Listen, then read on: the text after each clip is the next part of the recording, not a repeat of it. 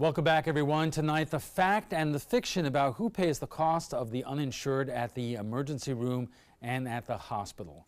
1985 federal law requires hospitals to stabilize and treat everyone regardless whether they have an ability to pay. That has sometimes led to misconceptions about who is in the end picks up the tab, the hospital, the taxpayer, or who. Joining us for more are Dave Verinder, CEO of Sarasota Memorial Hospital, Diane Settle, who oversees SMH's Financial Assistance Program, and Catherine Cantley, who oversees the Community Specialty Clinic. So, Dave, let me start with you. And if I ask you as that basic question, if somebody walks into the ER tonight who has no health insurance, they are treated, but who picks up the cost? So it's absolutely true. Anyone who comes in a hospital gets assessed and treated no matter their ability to pay. You know, we don't worry about that. We worry about getting somebody well first, and at the end of the day, it's the resources of the healthcare system that cover the cost of that. And you know, to the extent we make margin on different things, that gets applied to the people who need help. Tell me if I'm right or wrong about this, but in my reading, one story says the majority of hospitals which are nonprofit are exempted from federal, state, and local taxes if they provide community benefit like charity care. Hospitals receive federal funding to offset some of the costs of treating the poor. So I would say that it is true that we have a mandate to take care of all patients and certainly give a part of our care in charity. What is if the federal government pays for any of it? Not directly, but probably indirectly in some of the payment schemes that they have. But I would say it does not cover the cost of any kind of charity care. Diane, I'm sorry. There is a difference between those who flat out have no health insurance to pay for the cost of emergency care and those who are underinsured, and therefore the hospital does have financial assistance in those cases, correct? Yes, we have both charity and financial assistance policies. And that really is trying to cover a broad spectrum of both the uninsured and underinsured, because there are a lot of underinsured patients out there today with very high deductibles. So we work to assist both of those sets of patients in trying to minimize their out-of-pocket cost. And Catherine, I think that most people don't understand how this works in terms of emergency rooms treat emergencies, but there are a lot of people who go to the emergency room or need medical attention that is not strictly emergent care, and that's where you come in because you have a community clinic that helps out in those cases. Yeah, so years ago, Sarasota Memorial got together with the health department and the Friendship Center and our clinic, and we created what's called a system of care to help specifically patients who come into the ER and are kind of using it as a primary care rather than having a physician because they're uninsured. And out of that system of care came a position called the community care coach. So Sarasota Memorial has now an RN who is in the emergency department, and when patients come in who are uninsured, she directs them to places in the community that can help them. All right, I want to talk about that a lot more in a moment. Welcome back. Our topic tonight, emergency room costs and the uninsured. And joining us for more are Dave Verinder, CEO of Sarasota Memorial Hospital, Diane Settle, who oversees SMH's Financial Assistance Program, and Catherine Cantley, who oversees the Community Specialty Clinic. Dave, once again, the idea with Obamacare, the ACA, was that payments to hospitals were going to be cut back for this type of emergency care for the uninsured, based upon the belief that Obamacare in general would result in lower costs of medical care, but it really has not turned out that way. Yeah, I would agree. The ACA, Affordable Care Act, really, it did reduce payments from Medicare to hospitals. The idea is that now you would have uninsured people that had to get insurance and would end up having insurance, and then it would also, another part of that would have Medicaid expansion on top of that. And so what we did see was payments being reduced, and there's all the controversy about whether people have to get insurance or not under the Affordable Care Act. And then in the state of Florida, we never saw Medicaid expanded. Let's take those two issues separately. What kind of stress or duress did did that result have on hospitals like SMH and other hospitals? It puts stress on all hospitals. I would tell you when you're in Florida and you have a majority of your patients being on Medicare just because of the dynamic of the age of Florida in this area, it put more stress on hospitals like Sarasota Memorial and others in the Gulf Coast. And you know, the issue about whether or not to expand Medicaid, that has obviously the Florida legislature has not done that. It has been done in other states with Republican legislatures, and I'm thinking about Ohio, for instance. How would that change the situation that local hospitals are in? Well, in the state of Florida, it's a very narrow set of people who are eligible for Medicaid. Generally, you have to have a minor child in the house. And that way, it would have, had we done a Medicaid expansion, it would have had more people eligible for Medicaid. Now, Medicaid is not the end-all be-all great thing. I mean, it's hard to find doctors on it. It doesn't pay very well, but at least it gives some level of coverage to people that didn't have any. Right, and Catherine, if you could explain, most people don't understand in terms of who is eligible for Medicaid, for emergency room care and so forth. Yeah, often people think that if your income level is low that you automatically qualify for Medicaid, but you don't. As David said, you have to have one minor child at least in the home, and or be on disability or be over 65. Those are the criteria for receiving it. Okay, we have to take another quick break. We are just getting warmed up. Our conversation on the cost of health care will continue right after a quick break. Stay with us.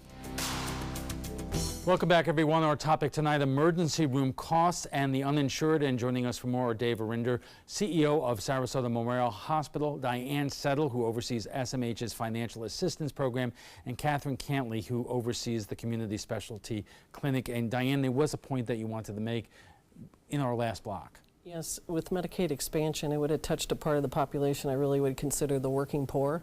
And we have a large population here in town that are in that, you know, $18,000 to maybe $24,000 a year and trying to pay rent and their food.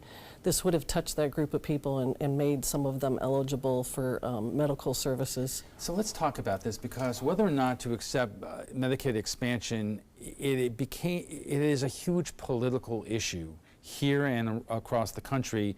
And it gets down to whether or not state legislators of another party will support Obamacare. But it has a practical impact, as you say, in terms of where do the working poor go and get emergency care and also care for other things. And it would have had would it have been a way to deal with maybe not emergencies but serious illnesses, and before they get to something that becomes a true emergency? Well, it would be much less costly for the overall healthcare industry, right, if you sought care when you had a problem and not when it became a major medical issue. And the staff down in the emergency room are looking for those folks that might need Catherine's and her clinic's help. And usually they seek that help when they're really at that medical emergency and are not really proactive in solving that problem when it first occurs. So Catherine, tell me, give me some examples of what you would see in terms of, right now people could go to the clinic and get that kind of treatment, but who is falling through the cracks, and as a result, illnesses that could have been averted in terms of becoming serious become serious because they don't feel like there's a place to go early. Well, in Sarasota County, we're really, really lucky because there is this system of care.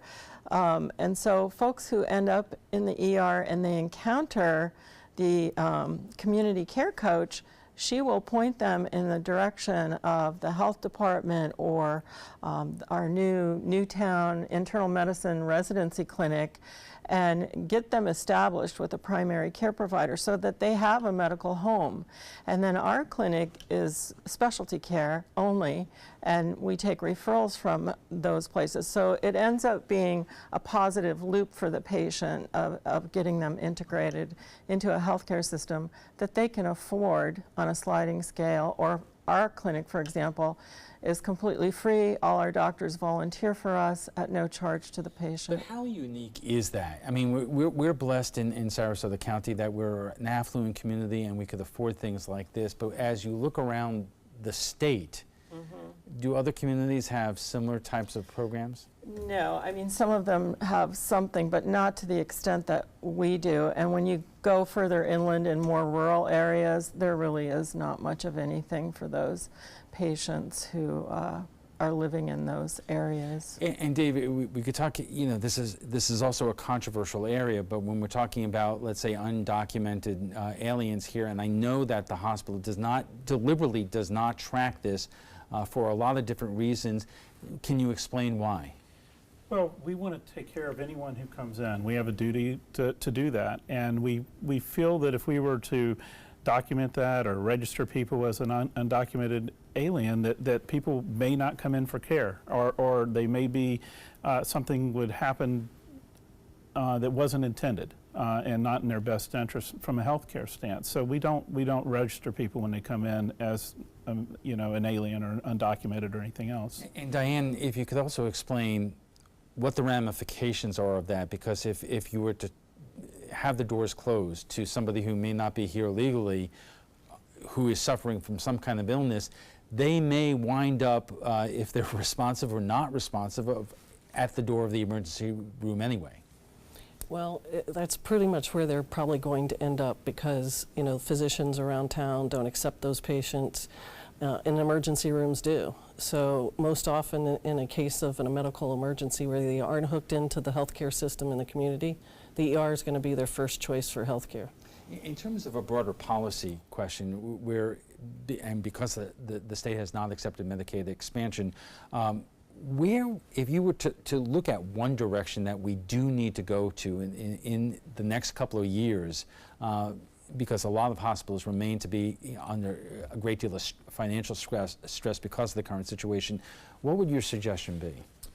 You know, I think we've led by example in a lot of this. I think we've started a lot of programs that get cost of health care down. And we have urgent care spread out throughout the whole service area. You know, roughly to go to one of our urgent cares is 20% of the cost of going to an ER visit, and you unclog the ER and that type of thing. On the care for people who can't afford, we have opened up the Newtown facility for our resident training, as Catherine talked about. And the health department here does an incredible job of getting people in and seeing them for free or low cost. And in the specialty clinic, you can't say enough about that. It's very unique here. I don't think it happens in all communities or even most communities. But the fact that our physicians volunteer to go in and treat people is amazing. So again, why not? I mean, if this is a matter of, in the long run, saving money from emergent care, why not? Why isn't there more conversation around the state in terms of having these type of clinics that in the end will save, you know, taxpayers and the government a great deal of money? I think it's up to the individual healthcare systems and the communities to answer those kind of questions and what's best for their communities. This is what works for Sarasota and our surrounding area, and it's something I think that should be replicated other places, but I can't tell you what would work, say, in Jacksonville or Orlando. And Diane, you know, we showed an example of a woman in our reporter story here who is somebody who is caught in the middle, makes too much money for Obamacare, not enough money to actually afford these things. Hospitals do have financial assistance programs. If you could just briefly explain how that would work. Well, we have various programs, but basically a sliding fee schedule from a 60% discount all the way up to an 80% discount for those that are uninsured or underinsured.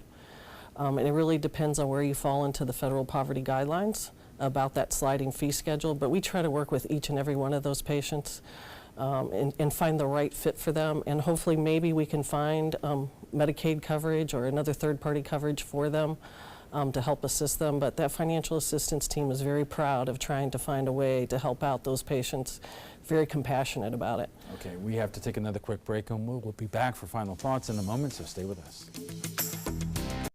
And our guest joining us right now for final thoughts. So Dave, if there was one part of this conversation you want our viewers to walk away with, what would that be? You know, I think it's you know, we're very lucky to be in the Suncoast and in Sarasota specifically. We have a great healthcare system that is here to take care of all people and to do our best to provide great healthcare across the board. And Diane, you know, to that woman who was in Erica's package, who basically is concerned about if she went to the emergency room or the hospital, she doesn't know how she's going to pay for it because she's underinsured. What would you say? Well, I'd say for us, we have a very robust financial assistance team, and they're going to do everything they can in the most compassionate way to help that patient. And whether that is, meeting the discounted charges, or seeking charity care, or coming to a reasonable payment arrangement that the patient can actually maintain. And Catherine, when it comes to the community specialty clinic, is the public using it to its fullest advantage? Are you at capacity? Are there enough physicians and nurses to accommodate more people out there in the community who may need that kind of help? Well, we're extremely lucky in that Gary and Barbara Rodkin just donated $1 million to our clinic over the next 5 years. So we are going to be hiring a couple more people to help us, and we will have more expanded care coming up very shortly. But I think a lot of uninsured people don't know about the system of care in Sarasota County, and they wait too long. And I just want people to know that there is help out there for them. I'm happy to help anybody if they call. Yeah.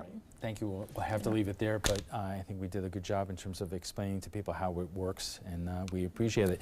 We want to thank our guests for being here tonight: Dave Arinder, the CEO of Sarasota Memorial Hospital; Diane Settle, who oversees SMH's Financial Assistance Program; and Catherine Cantley, who oversees the Community Specialty Clinic.